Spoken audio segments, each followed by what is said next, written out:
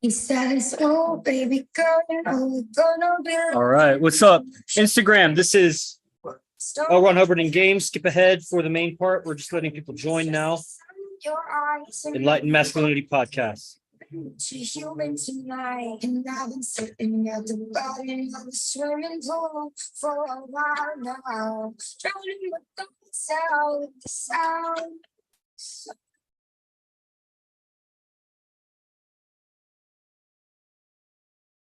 Do you feel like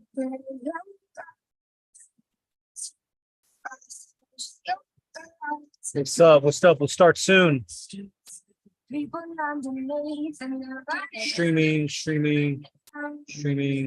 Good. And guys, if you want to be on my Telegram group so you can join the Zoom, then send me a direct message.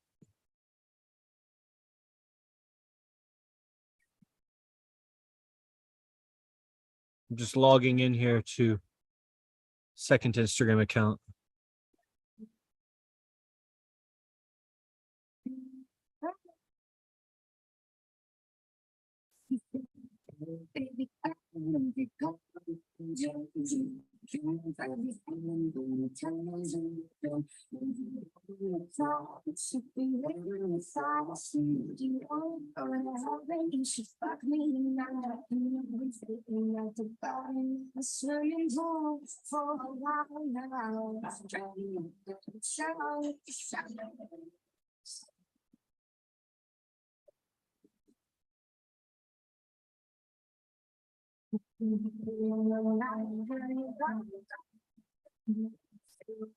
Awesome.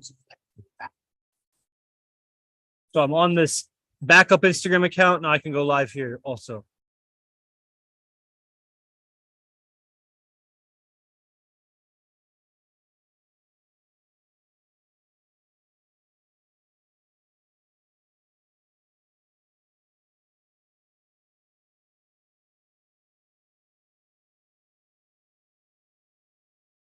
Oh, well, let me go live on this. What? I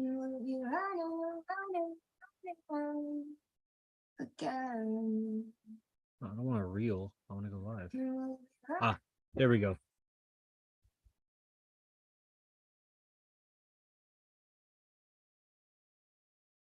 It's being live streamed. Okay, hold on.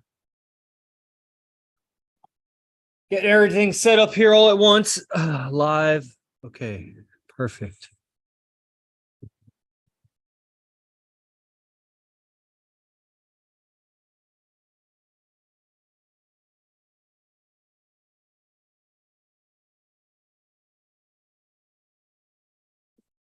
Take it slow. Wait for them to ask you who you know. Please don't make me sad. You don't know. Live. Okay, it's first time going live on the new tablet. Right on. So we're live on 2 Instagrams, 3 YouTubes, and 2 Facebooks. Because that's how we do it. That's right. Shamir, are you impressed? What's up? What's up? We'll start here in a second. Just checking all the devices. Make sure it's streaming properly in all the places. Yes. That's because we checked the guns at the door doesn't mean a brand to change. Hand grenades. You live on the psychopath sitting next to you. You live on the murderer sitting next to you. You think I get this sitting next to you. After all I said, please don't forget.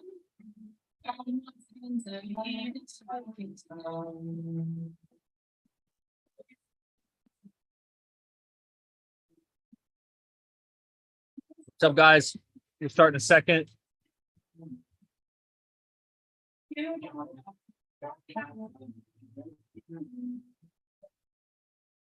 We don't deal with outsiders very well. They say newcomers have a certain smell.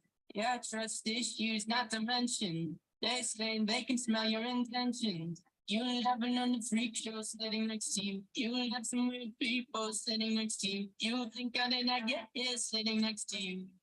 After all I saw, All right. please don't. Yes, sir.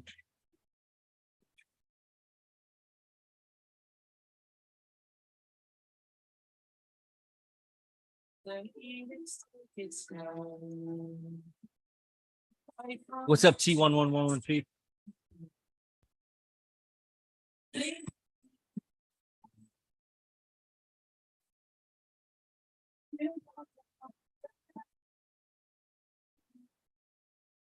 All right.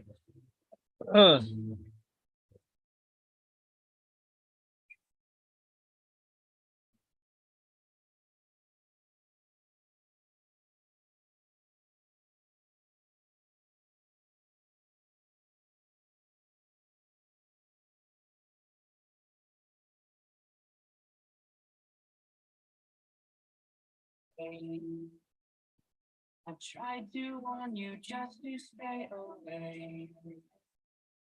I'm out there outside ready to burn. It looks like you might be one of them. Dope. All right, let's click record. Here we go. Continue. What are you doing? Why did it stop?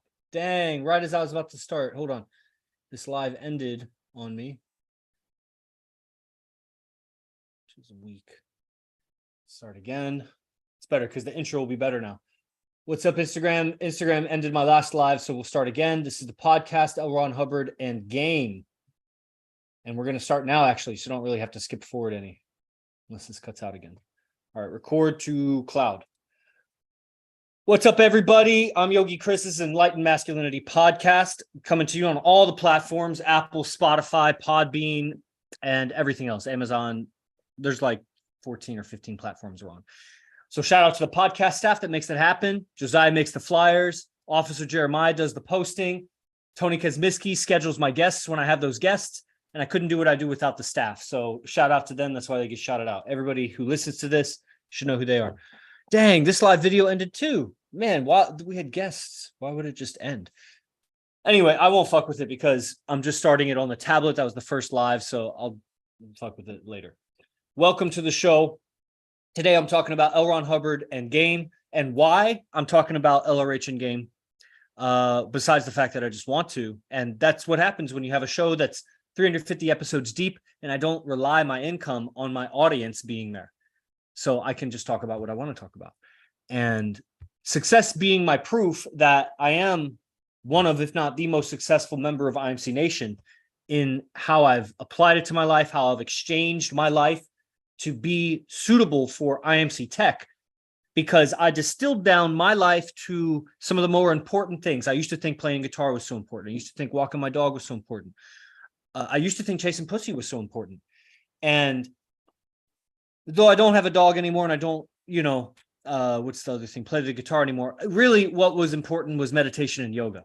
That's what I wanted to do more than anything. That's why I finished a PhD in engineering and decided to be a pro yogi. Who does that? And it wasn't for the attention. Everybody would give me attention like, oh, you're man. And a lot of times they'd have weird things to say, like just about the money or about, maybe you could do both, or, as if they could just have off the cuff suggestions for my life that I myself hadn't thought of already. I hadn't thought about being a yogi while I'd be an engineer. You're right. It just skipped my mind. I'm glad you said that, because I would have never thought of it if you, who I just met, would suggest it right now. So I had these experiences with yoga, and we'll get to L. Ron Hubbard, of course, real fast. But I had these experiences with my yoga practice, how I practiced at home with the breathing synchronized with the stretching, that had a profound impact, as it does, on your blood flow, on head rushes, and with me and substance abuse, really clearing that up and getting and penetrating through that and regaining myself, even though I had gone through so many changes, obviously using drugs in college and just years of doing so many experiences.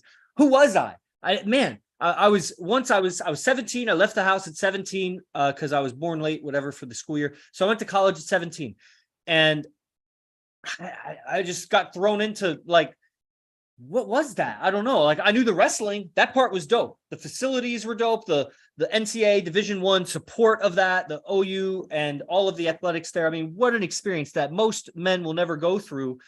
The kind of support system down to the athlete's kitchen and the athletic dorms and the athletic training facility and everything. Nothing with the common students, nothing. Like when you went to classes, you felt so different from them, like these normies. I felt like a soldier, and these were dorks that were all skinny, or frat guys that were skinny. Some of them played like athletics in high school, so they seemed stockier, but they were weak. And I didn't have game, but I could see the difference there. I went to school to wrestle.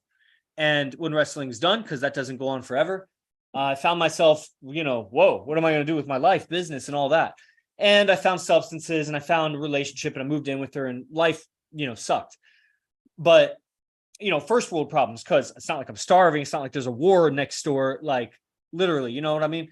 So, but it was definitely a deep state of confusion, and all of this energy from wrestling and all of this intelligence and on all of my time and all of my life really being wound up in school. I mean, I was 21 when I stopped wrestling, 22, 23, finished a master's degree at like 24 or something. And all I had known all my life was school with some athletics. And it's like, what is life? And fast forward, I really started practicing yoga late 24. When I turned 25, I was in it.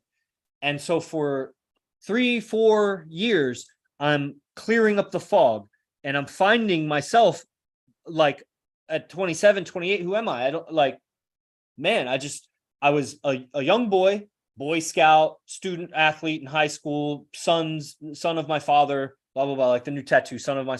That's, if anybody doesn't see the tattoo, my father, grandfather, great-grandfather, great-great-grandfather, great-great-grandfather, great-great-great-grandfather, great-great-great-grandfather, and my immigrant great-grandfather from France in 1737, right there. So that's, yes, I'm the son of all of that, but it seems like I had been absent from myself from 17 to, or at least let's say around 18, 19 is where I really lost myself. 18, 19 until like 25. And then it's like I came back to myself, and then 25 to like 27, I'm just like flailing, finding myself just latching onto my yoga practice for some solace, some peace, some rest and sleep and stillness.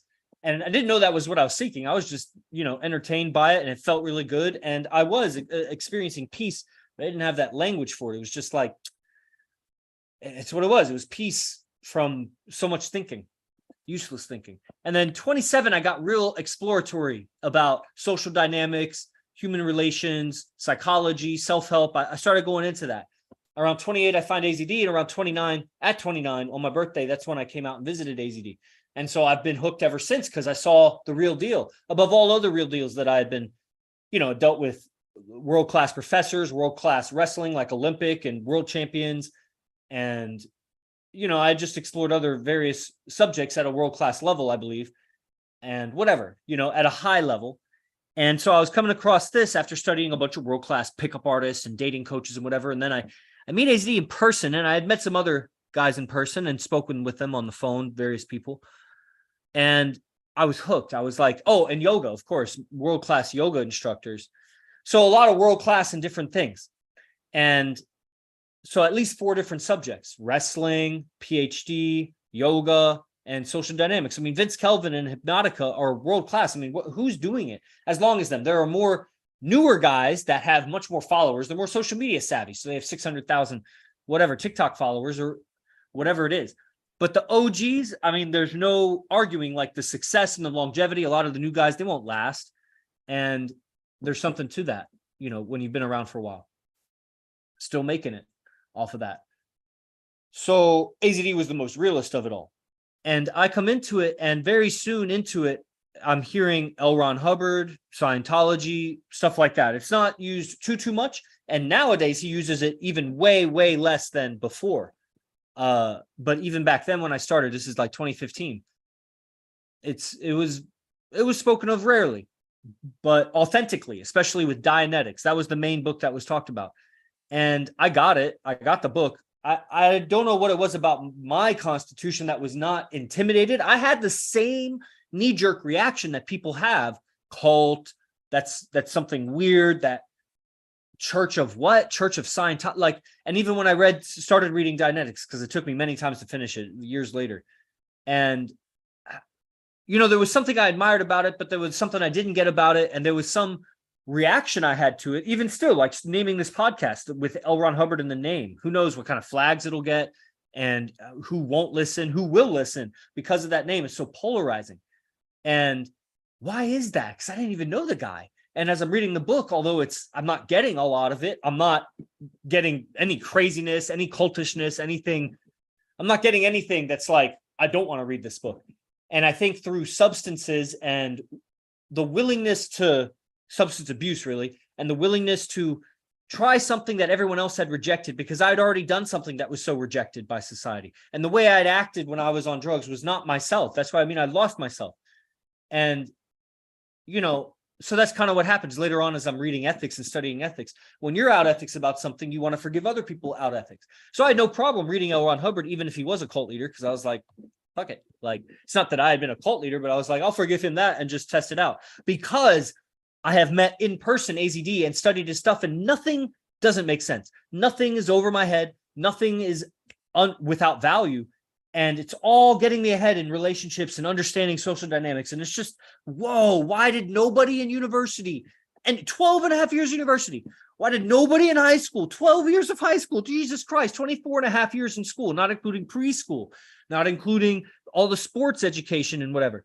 And nobody talked about communication, tonality, the language to get your message across and be heard. Just the, language arts was a class where I learned other shit like predicate and noun. And maybe that stuff is useful. A lot of the stuff, I don't remember learning arithmetic in school, but I had to learn it. So some things later you learn that I had to learn counting too, but I don't remember learning counting, but it was obviously necessary later for like arithmetic or whatever. So, hold on, I need to mute this video. So there are many things probably useful that I needed as building blocks for other things, but why did I not learn the science of communication? And why did I not learn men and women? I remember sex education and things about body parts, but why was there nothing about attitude, mood, emotions? And if it was, why was it passed over? So I don't know. I didn't get it. Why was the message not delivered in all those years? And so I was left as a numb 27 or 28 or 29-year-old, didn't know how to express myself, had all these genetic impulses towards women and money and value and power and prestige and acknowledgement and all of these things that I'm driven for, the pro-survival, but I didn't know how to get them. I only know indirect ways to get them, like get the acknowledgement by being a champion wrestler. Get the girls by being a amazing musician or a drug dealer or something.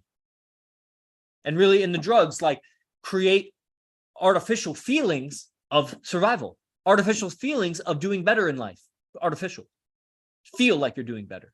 And then you'll feel like you're doing worse afterwards. But no, you just endless high, you always feel like you're surviving. And I was astounded. So I'm studying this stuff and I get into L. Ron Hubbard and I'm reading it and it kind of makes sense along with other self-help stuff that I've learned. But remember, like 24 and a half years of education. So my mind is filled with ideas that have little to, it's narrow. It's the language of textbooks, the vocabulary of the public education system and the grammar of it, the syntax, how you are putting the words together to point consciousness towards your inner experience, your subjective experience, and then all of these mystical subjects that, vibration and subconsciousness and universal consciousness. And, there are some more recent advents in science, like quantum physics is now we can use that language to kind of also describe metaphysics and blah, blah, blah. I think that was still around back then. It's just now through cosmic disclosure and all of the research that you can do, like, Above Majestic, if you watch Above Majestic or Cosmic Disclosure, like there's a whole world that's not the world they told us. And that's amazing. I was watching this thing the other day about this Viking stone that was found in Minnesota. a farmer dug it up in Minnesota, and it was this whole tablet that's really huge. It's like a headstone for a grave, but it's not a headstone. It's like the size of a big headstone, and it's got all these Viking runes, which is like the language of the Vikings, Nordics, carved into it, and it's all articulate, and it's basically a statement of we claim this land, blah blah blah, and it's dated from the year 1300 or something, and it's in the center of the U.S. It's in Minnesota. Like you'd have to hike through all of America to get there. And then there's all these stories with Native Americans that the Vikings had come and they'd made a truce with them, a treaty or something, and that's why they interbred, even because that's why some of the natives had like hazel eyes and things. And so Vikings came out. Now, where are they? I don't know. They didn't succeed. They didn't. So it's not their land. Whatever. They can claim a land, but then if you're not there for like 400 years before that, then, or if you're not there for 400 years after that, you don't till the land. It's not yours, and someone else comes in and takes over. Then they take over. That's what it is. But why did I not know that? Why Christopher Columbus discovered America but never stepped foot on United States territory? But the Vikings, they didn't that's not even mentioned. And that's just basic. That's easy red pill. That's like something easy for people to digest. That they'd be like, oh, that's interesting. And they'd Google it and be like, oh, that's a fact. Wow, interesting. Bro, that's the beginning of the thread. If you pull the thread, it's like all of human history back to the Tower of Babel and evolution from monkeys. And it's like, it's not what they said it was. And so not only am I numb with 24 and a half years of education, I'm numb with the words of the wrong ideas. It's all misleading. And then the ego is built up thinking that you're right.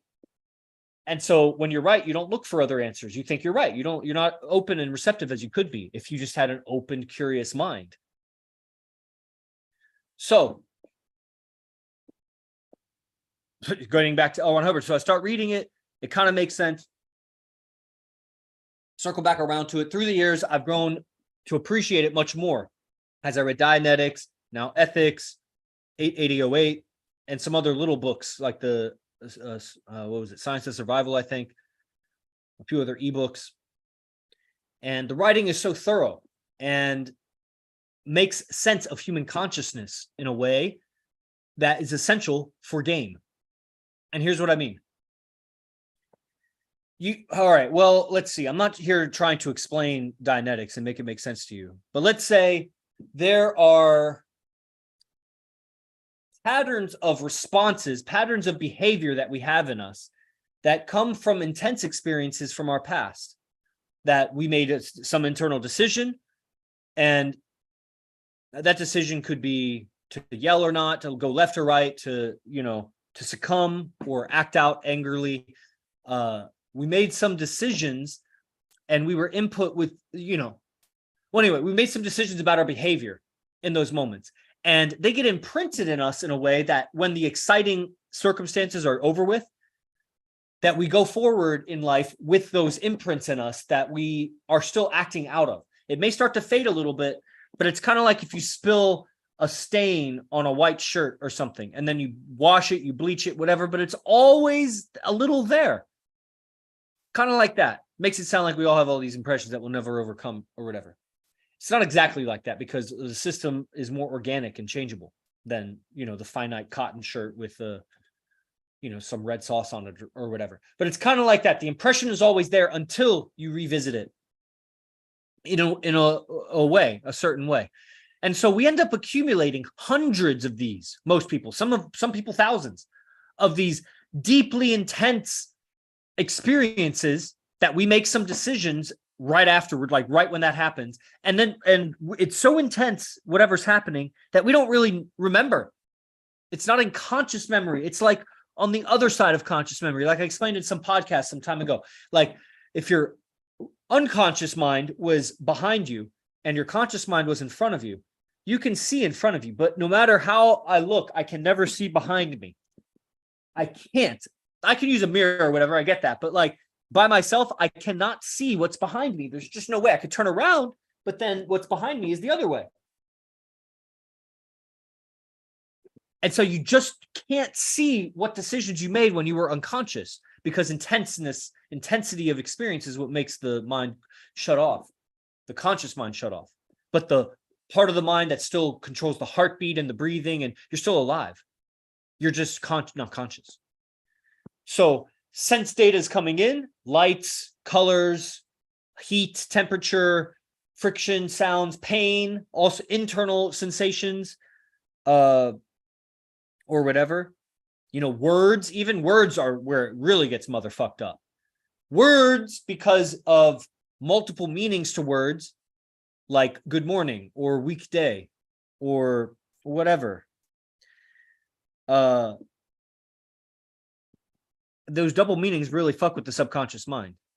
But we're not here to like disentangle all of that. I'm just explaining that there's many layers of impressions in us, deeply in us, that our behavior emanates from without us even knowing. It's like the slightly stained t-shirt that we're acting out of.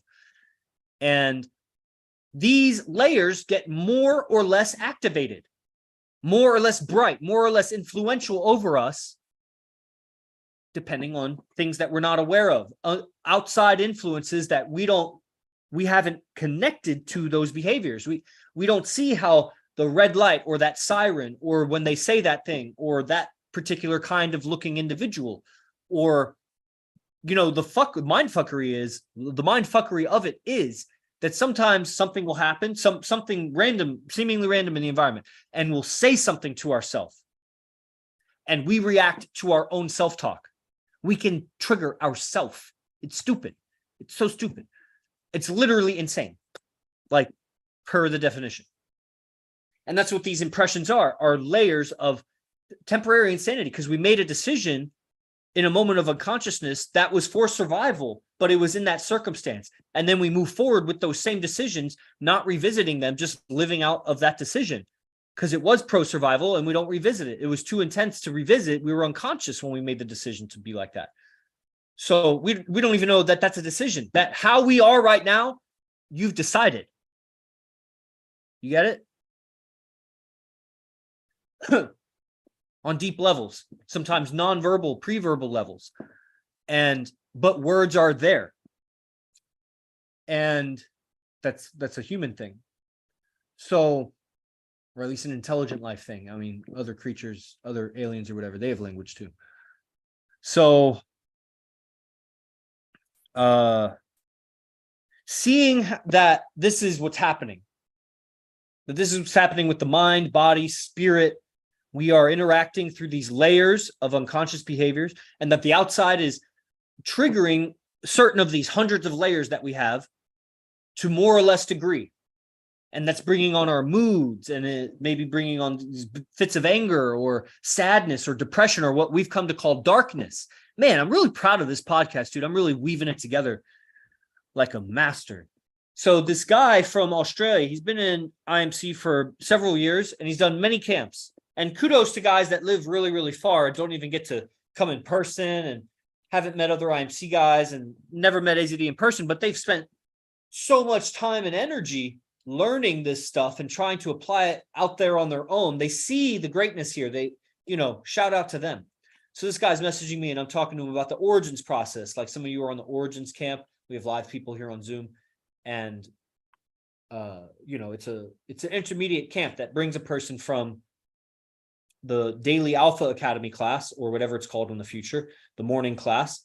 Intermediate training is origins, and then you're eligible for and capable of advanced learning this month, called We Are Dragon's Blood. But these are the name of events and different characters that are cycled through that we're taught from. And these characters do a lot of things for us. One, the activation of imagination actually makes us present. There's a difference between daydreaming and creating with your imagination. And when you can create with your imagination, it makes you present and empowers you. And using your imagination to come present and to project your imagination into the future and even the past takes control over the system. You know how I said, like, you can't wash out the red in the shirt, but the mind is different. You can wash out. And it sounds bad when you say washing in mind, like mind washing, but you can clean out your impressions through intelligent use of your imagination, forward and backward projecting and creating. And so these characters that AZD teaches from helps us do that. And it aligns our imagination with the most useful, or the second most useful thing on planet Earth, and that's replication. The first most useful being survival. It helps us with survival too, because when you have layers on your consciousness that are affecting your mood and your output of communication, which is everything, how you communicate at the office, with your family, with your relationships, business, just how you communicate with yourself, that's going to change your reality. It'll change your mood in the moment, and it'll change your problems or successes of tomorrow, of next week, of next month, of next year. Eventually, your life accumulates off of your communications and the results of it. And if what's affecting your communications, your emotions and your mood, your state of mind, that changes everything. Your tonality, what words you decide to use, your body language that comes along with it. And you don't realize how much that's affecting people in your world, because you have been you all your life. You've made decisions along the way to create you. And so you've been getting consistent results as per your character. So looking at your character from outside of you, because your character's made up, but you are not. You are real. You, whoever you are in there. You're not your name. You. Yeah, you. You are real. You are imagining yourself, your life, who you are, what it all means to you. Yes, there's really a rock there. You don't have to imagine the rock there. But what's it mean to you? Why do you think about it when it's not right in front of you? Maybe a rock isn't the best example, but, we're always thinking and we're reacting to our thoughts. And those are running on the railroad lines of grooves in our consciousness, in our subconsciousness. We're running patterns. And another way of those patterns is, what L. Ron Hubbard talks about. And he really breaks it down and spells it out in a way that's, the modern language of mystic yoga, ancient yoga. It's the same thing, ancient Buddhism, how they explain consciousness. So this is important for AZD's game and for all of our game. Because when you're interacting with a woman, it's such a deep, bond that you have with the woman. Whoever, it's not every woman, but I mean, your relationships with female, all the way from mom to any other female relatives to mates, all the way to new girls you're talking to and stranger girls that you haven't even started talking to. Any girl in your consciousness. Your relationship to the female form of human is so deeply genetic. That's going to trigger more. It's going to trigger you in ways that nothing else in the world can. It's funny. Andrew Tate had some video about like a female relationship can get, when she supports you, gives you, it's something like a kind of power that you can find nowhere else in the universe. And it's like, dude, she can trigger you like nothing else in the universe. Thanos could come down and like slaughter your family. You still wouldn't get as triggered as what a woman does. Or I mean, you might get triggered, but it would be different. Like there's things that only the woman can do because of your relationship to mom and women growing up and all that stuff. And the decisions you made in traumatic experiences. It doesn't have to be like you were getting beat around or electrified or something. It could be remorse or guilt or grief, like if something's taken from you or somebody dies or your dog dies and some bitch says something to you that's rude and it goes in there and you make some decision how to act right after that. So the process that AZD teaches, origins, how we teach it, and the ongoing advanced process. Another way of saying advanced camps is advanced processes of the mind that serves many purposes. Yes, we are relationship experts. We're experts of psychology and communication. And so how to have control over the machine and the instrument to communicate. And then when we have the power, when we have the reins of our communication, what would we do with it? What would we want to do with it? We want to make money and have women. Ain't no shame in admitting the truth. Why wouldn't we? And quality women and quality of money. How did you earn your money? I could go out and be a male stripper, or I could go, feed a soup kitchen, or I could, be an engineer somewhere, help make someone else a bunch of money and improve whatever that industry is. Or I could do IMC, spread awareness of this very, very vital technology that's not taught really anywhere.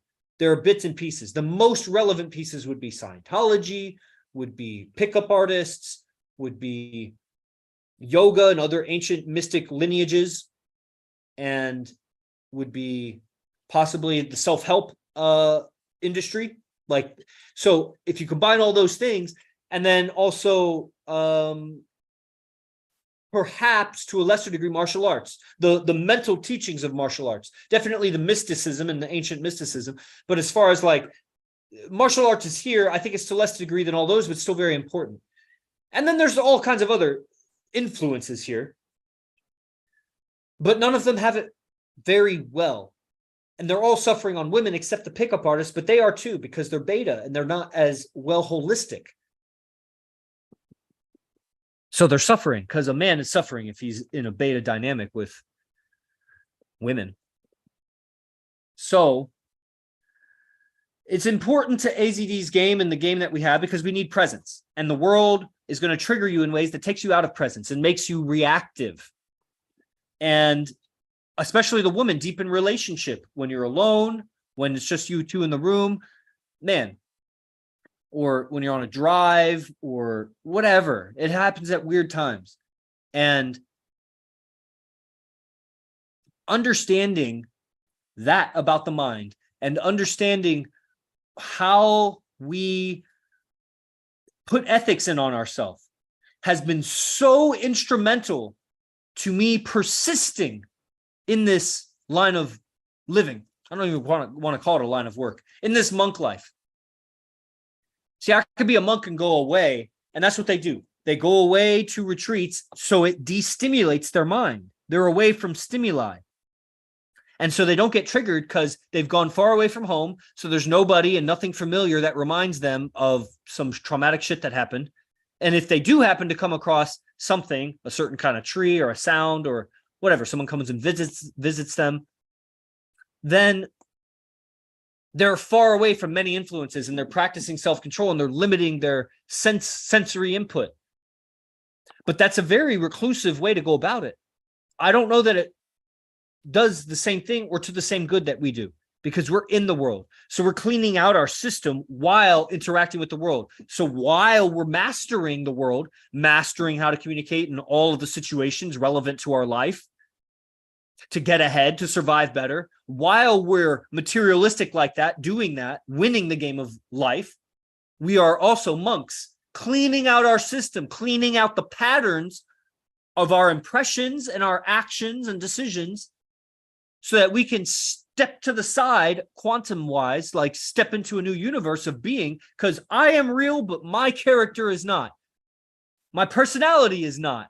It's an illusion that will be gone in thin air when I'm gone, and maybe just left as a little impression in people, whoever watches my videos or knew me in person. And then that'll be gone when they're gone.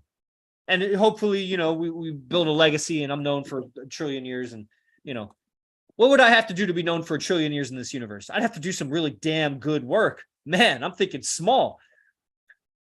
Shit. That was amazing. I just said that. There's even just thinking like, man, a trillion years, I'd have to outlive the planet. I have to be so vital to the planet. I don't even know if Jesus's name will last for a trillion years. Maybe, probably. It almost sounds blasphemous to even say that, but thinking like that literally is expanding my mind tremendously.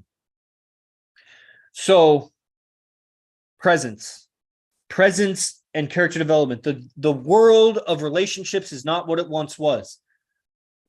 And truth be told, I think it's going for the better, honestly. It's getting more difficult, but in good ways. That women, I think, are finding, and they will continue to find for the next 10 or 20 years or however long it takes, that the decisions of feminism and their lifestyles is very unfulfilling. It does some things that are good.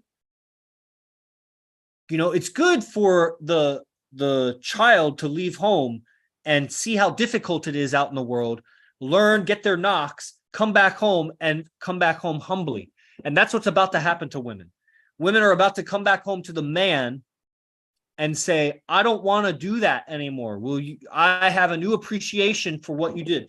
Meanwhile, while they're gone, the men have to check themselves and be like, man, I can't get this woman to stick. What do I have to do? Now, most men are going to submit and succumb and do weird things, but that will be revealed as the weaker option because we're in a globalist society. So we're going to see all the options. So when men step forward with their alpha behavior and they're getting beautiful women and there's loyalty, trust, honesty, and integrity in these relationships, no apology, you'll be forced to see that. You have to see that. It'd be like seeing UFO. Like first time you're like, nah, it's a trick. Second time you're like, it's camera angle. And you see enough and hear enough credible witnesses and you're like, fuck, I've been living my life assuming that's not real. I've been living my life assuming the government's not hiding a whole world, a whole universe of technology 1,000 years ahead that they're just hiding. And some of them have access to, and they're living incredible lives in space, on other planets, in other dimensions, warping, shifting, interacting with aliens. I wouldn't exchange my life now for that, but it's like, fuck, man, let me let go of the ideas that I have that are so deep ingrained in me that, you know, even we'll get triggered when those ideas are questioned, when your ideas of religion, when your ideas of how the world works, how the, you know, for me, like the geology, there's a honeycomb in the earth. So there's big holes in the crust, giant holes the size of states, that ecosystems live there, and they've evolved totally different from surface ecosystems. That's a hard reality for a PhD. I never heard that. That's where my PhD is in. That's my subject. So it's like, what? You sure? Man. So my PhD is bullshit? Fuck. I guess it represents hard work and discipline and blah, blah, blah. But you mean the information that it represents, my environmental science PhD, is nonsense? Damn. Don't I feel duped? You know how guys must feel when they find out at the kid's 18th birthday that it was never his? Man, I feel like my education's kind of like that. It's not quite that, but I'm all indebted to the school system and whatever to get a piece of paper about bullshit. It's like, whoa, man. So, you know, I think there's going to be a coming home of women to men. Men are going to have to realize that their character wasn't keeping women, that you can't keep a woman around with force, which is also yelling or anger, that, you know, that worked in isolated society, or when, you know, travel and transport and occupations and earning money and and the internet and all these things weren't available to women. They're still going to be unfulfilled with that. But if it's a question of unfulfillment with a man or unfulfillment living a life as a man, a lot of them are going to choose living life as a man. Because they're short-sighted. In the long term, in the short term, it's better. In the long term, I don't know if it's better. It's probably equivalent. It'll be worse in the later half of life, but overall it's like averages out, you know, versus being in life with a man that you hate and grow to hate, but you're secure, you know. So it's just the rare few who can satisfy the woman for a long enough time that she voluntarily stays. And so in order to stay, she needs to fully submit 100%, 100%, not 110%. That's not possible. Not 99%. It's not enough. 100%. Or I'm not committed. And I don't even have to be committed if she's 100% committed. But if you want any hope here, you're 100%. Because it's to your benefit more than mine. You're basically, I'm adding weight on. Because I'm a man on a path. I'm a man aligned with the tribe, and everybody in the tribe is on a path. And this path is so unplugged from the normal guy out there and the normal society out there. They're just sinking in deep quicksand of their own mind. They're just getting more deeply enmeshed and never revisiting their consciousness. Meanwhile, we living the monk life, sleeping on the floor rather, you know, early wake ups, cold showers, fitness and fight training every day, meditation every day, watching what you eat every day, studying philosophy every day. That's what every man in IMC Nation does. Every single man. That's the basic. That's the basic of it. Then they're also showing up to class or watching a recording every day that has to do with upgrading the mind, using the imagination, communication skills, and the most recent innovations of how to relate with women. And then, of course, the interdialogue of it, the mastermind of it. And so we all advance. And along the way, you will advance enough, let's say 10 times more advanced than when you started. When you're 10x when you started, that's when you'll probably be capable of a proper dynamic with a woman where you're dominant, she's submissive, and you lead, she follows. Now, if you keep that going, will be dependent on how much you keep studying. You got to stick with it.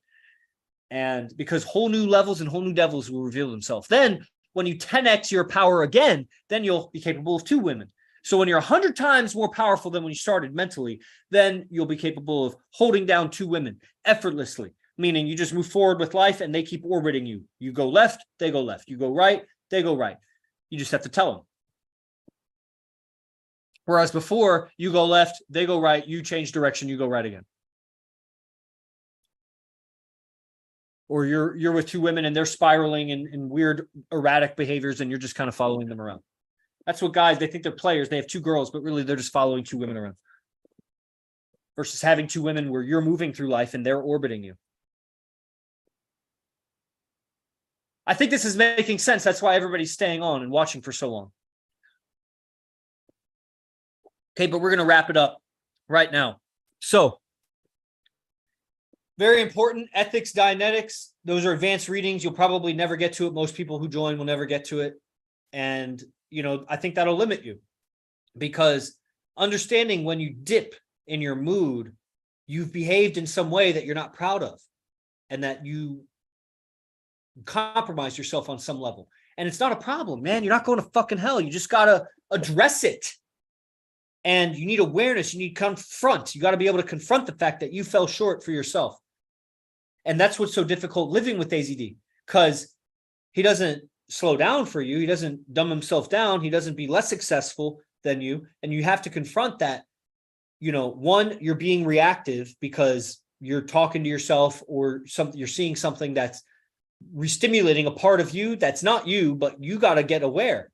So you got to stay on your process every day and be using your imagination and stay on everything else in the process. And then the other thing where you see that there's 2 arms, 2 legs, a voice, the same language, and you could do the same things. Why aren't you? Your personality is made up. It's an illusion. You're capable of all the correct gestures, actions, words, things to make all your dreams come true. If it's humanly possible, you could do it. Why aren't you accessing it? Well, because it's a needle in the haystack, man. You got to find the code, the key code entry access to success for you in this universe. And that will require your imagination. It will require persistence. And it probably requires a leader, teacher, someone that you can learn from to shortcut your path through the mud and the muck. And society's changing and everything's against you. And it's not easy. I don't know how many will succeed. But I'll die trying. That's what I know. Or I'll succeed. I'm already succeeding in that fact. I'm the yogi that if you tell me I have 1 billion lifetimes of prayer before I meet God, I'll say, well, right on. I guess I'll keep praying because that's a finite amount. I just got to whittle away at it. Keep praying. Because if I stop praying, it's still 1 billion lifetimes. It'll be 1 billion when I start up again. So I'm going to do it. And I've made that decision for myself. So the study of those books, this path, it's very important. And lecturing mostly to an internal audience of guys that are on IMC that are on the Zoom. People on Instagram, the other Instagram cut out, but this Instagram, they probably liked it. People on the podcast platforms, let me know what you thought about it. Comment, follow, of course. And hopefully it did you some good. This is the mixture of game with Scientology. And it's like, what the fuck is that? Scientologists aren't good with women. And people who practice game are just as dorky and nerdy about Scientology and L. Ron Hubbard's writing as anybody else in the world. So this crossing of these 2 subjects is what makes this such a world-class movement of philosophy, so cutting edge and so successful. Because to do what we're doing with multiple women, with the most beautiful women, also in Silicon Valley, man, Jose, not a lot of women here. And, just what we're doing in the world, the feminist culture of today is so amazing that until you try it, you don't see how much horsepower, intelligence, and resilience is needed to make it work the way we work with our private parties and our TikToks and social medias and the philosophy we put out there and the loyalty of the people that are learning this stuff. It doesn't exist out in there in the world. And if it does, it would be some other very suppressed organization like this that's probably, doing something amazing. There's a lot of things in the world I'm probably not aware of, But I am aware of what I'm aware of and the thousands of guys I've talked to and all of the industries and all of my life experience that I've explained, like on this episode and past episodes. And what I'm seeing with, like I said, with all the world class, the yoga and the PhD and the wrestling and of course game that I've seen, this is not only just the world class game, it's world class of all those world classes. And so this is a high level world class. And it's something so vital that's rare to be learned, rare to be taught. And what it takes to learn this properly is seeing it for what it is, that the value that it is, the $20 million diamonds that it is. And what are you holding on to that's preventing you from upgrading? It could be possessions, it could be limitations, it could be habits, it could be relationships to women or your family or something that's holding you back that you're holding on to, and it's just holding you back. That's it. You. And I don't pretend to understand everybody's journey, but I know it's a journey and you'll have to go through it. And I went through what I went through, and I can speak through what I went through. And I believe if I could do it, you can do it. And where there's a will, there's a way. And if you want it bad enough, then there's a way to make it happen. That it's all in a state of mind. And if it's going to be, it's going to be up to me. That's you. See you on the next episode. Jay Guru Dev. Oh,